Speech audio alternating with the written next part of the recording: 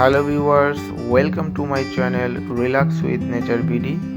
আপনারা জানেন যে এই চ্যানেলের মাধ্যমে দেশ বিদেশের বিভিন্ন দর্শনীয় স্থানগুলোর সাথে আপনাদেরকে আমরা পরিচয় করিয়ে দিই। তেমনই আমরা আজকে পরিচয় করিয়ে দেব ইতিহাসের সাক্ষী হিসেবে পরিচিত টাঙ্গাইলের মহেরা জমিদার বাড়ির সাথে। তাহলে চলুন শুরু করা যাক আজকের এই ভিডিওটি। ঢাকার অদূরে টাঙ্গাইলের মির্জাপুর থানাধীন মহেরা ইউনিয়নের মহেরা গ্রামে অবস্থিত মহেরা জমিদার বাড়ি। আমরা ঢাকা থেকে রওনা হয়েছি। এখন ঢাকা টাঙ্গাইল হাইওয়ে রোড পার হয়ে আমরা জমিদার বাড়ির যে সরু রাস্তা সেই রাস্তায় প্রবেশ করেছি।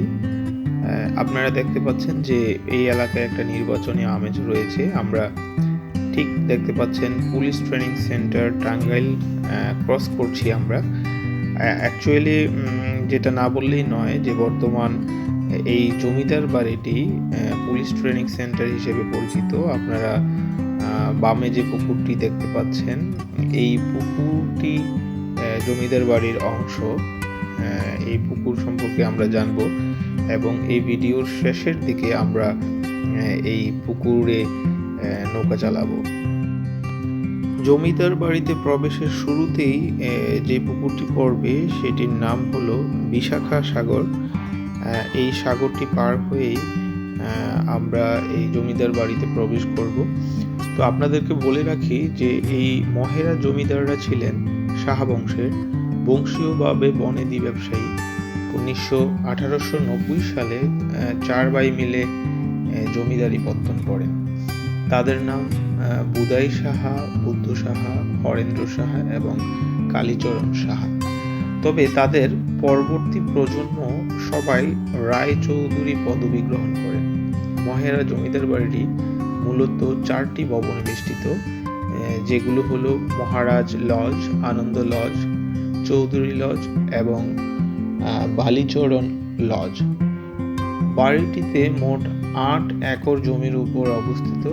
জমিদার বাড়ির সামনেই রয়েছে আপনারা যেটা দেখলেন যে বিশাখা সাগর, এটি একটি দিঘি এবং বাড়ির প্রবেশ পথ রয়েছে 2টি। আমরা একটি পথ দিয়ে প্রবেশ করলাম, ঠিক বাম পাশেই অন্য আরেকটি প্রবেশ পথ রয়েছে যেটি দিয়ে আমরা অ্যাকচুয়ালি বের হব।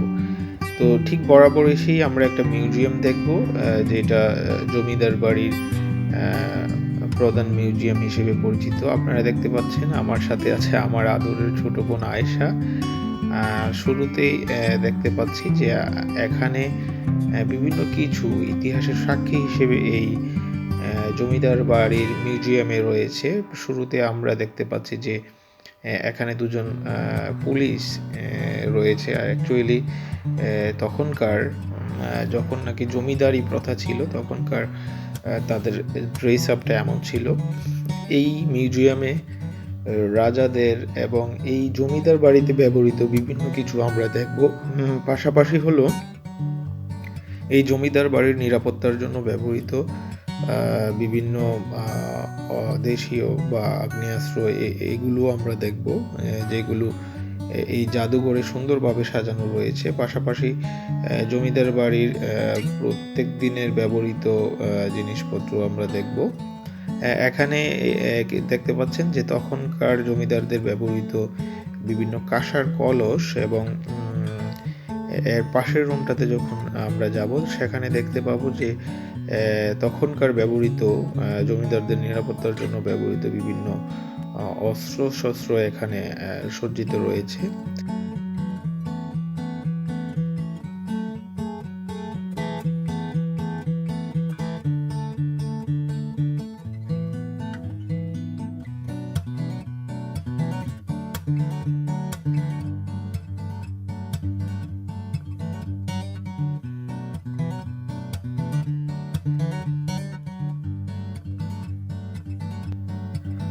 এখন যেটি দেখতে পাচ্ছেন সেটি হলো এই জমিদার বাড়ির রানীমহল হিসেবে পরিচিত।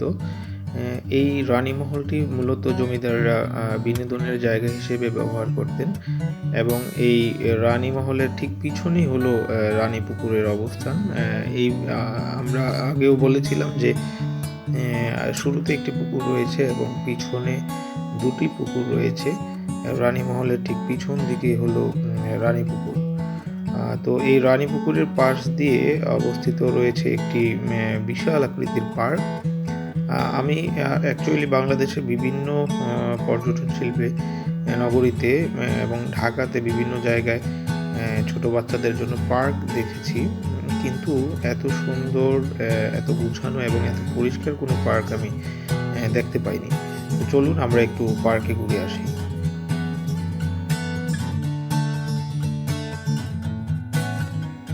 আমরা এখন পার্কের মধ্যে নাগরদোলায় চড়বো। আমার সাথে আছে আমার অত্যন্ত আদরের ছোট বোন আয়েশা। আয়েশা, হাই বলে দাও। Thank you.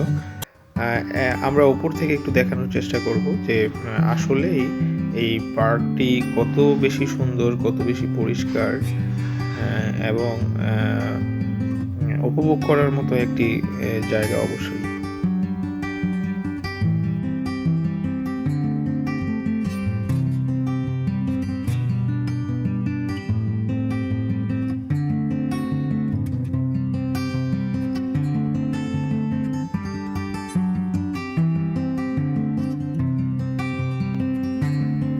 এই জমিদার বাড়িতে একটি ছোট মিনি চিড়িয়াখানাও রয়েছে, যেখানে আপনারা বিভিন্ন প্রজাতির পশু পাখি দেখতে পাবেন। আমরা এখন দেখতে পাচ্ছি যে এই চিড়িয়াখানাতে অনেকগুলো হরিণ রয়েছে, পাশাপাশি কিছু আমরা যদি একটু বাম দিকে যাই তাহলে দেখবেন যে কিছু ময়ূরও রয়েছে এবং অপর পাশে কিছু কবুতরও ছিল।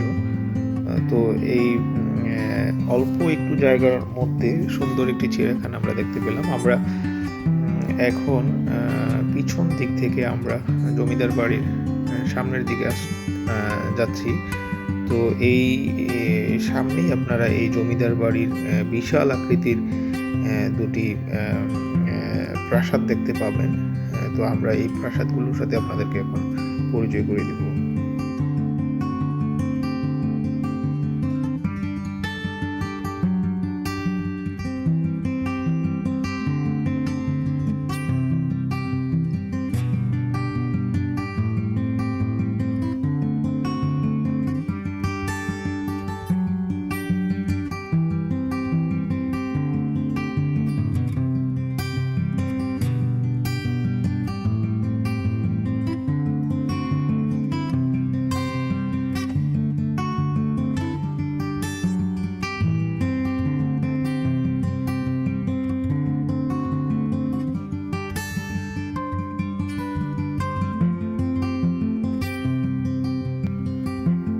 আপনারা যে দুটি লজ দেখতে পাচ্ছেন, আমার ঠিক বাম পাশের লজটির নাম হলো মহারাজ লজ, যেটি বাইজেন্টাইন স্থাপত্য শৈলীতে নির্মিত হয়েছে। এই মহারাজ লজ ভবনের সামনে 6টি কলাম রয়েছে। সেখানে গোলাপি রঙের মহারাজ লজের সামনে রয়েছে সিঁড়ির বাঁকানো রেলিং ও ঝুলন্ত বারান্দা, যা ভবনের শোভা বৃদ্ধি করেছে। আমরা এখন একটু এই লজের ভিতরে ঢুকবো এবং আমরা এই লজের পাশ দিয়ে এক পাশ দিয়ে ঢুকে আমরা চেষ্টা করব অন্য একটি পাশ দিয়ে বের হওয়ার জন্য। এই সরু রাস্তা দিয়ে আমরা যাচ্ছি। পিছনেই আপনারা দেখতে পাচ্ছেন যে একটি টেনিস কোর্ট রয়েছে এবং এই টেনিস কোর্টের পাশেই হলো এই যে এই বাগানের সিঁড়িগুলো রয়েছে। এবং আমরা যদি একটু সামনে গিয়ে যদি দেখি তাহলে আরেকটি সরু পথ রয়েছে এবং এর অপোজিট প্রান্তে একটি সুইমিং পুল রয়েছে এই টেনিস কোর্টের পাশেই। এটা অত্যন্ত রেস্ট্রিক্টেড একটি ভবন, যেখানে এই ভবনটিতে মোট কক্ষের সংখ্যা হলো 12টি এবং এর পিছনে সৌন্দর্য বর্ধনের জন্য বাগান রয়েছে। তো আমরা অপর একটি রাস্তা দিয়ে এই ভবন থেকে বের হয়ে আসলাম। আপনারা এখন যে ভবনটি দেখতে পাবেন সেটি হলো আনন্দ লজ। অ্যাকচুয়ালি মহেরা জমিদার বাড়ির সব সবচেয়ে আকর্ষণীয় ভবন হলো এই আনন্দ লজ, যেটি অত্যন্ত রেস্ট্রিক্টেড এবং বর্তমানে যে এই জমিদার বাড়িটি পুলিশ ট্রেনিং সেন্টার হিসেবে ব্যবহৃত হয়, এখানেই প্রধান কার্যালয় হিসেবে ব্যবহৃত হচ্ছে। তো এখানে মোট 8টি সদৃশ্য কলাম রয়েছে এবং 3 তলা বিশিষ্ট একটি ঝুলন্ত বারান্দা রয়েছে। তো আমরা এখন পুকুরে যাব অ্যাকচুয়ালি, যেখানে আমরা চাচ্ছি যে একটু নৌকা ভ্রমণ, এত সুন্দর একটি দিঘি যেখানে নৌকা ভ্রমণ না করলেই নয়। তাহলে চলুন উপভোগ করি।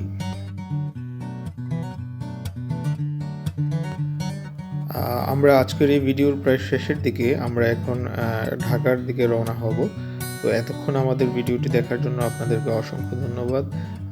আপনাদেরকে বলে রাখি যে এই জমিদার বাড়িতে প্রবেশ মূল্য হলো 5 বছরের উপরে যারা আছে তাদের জন্য 80 টাকা।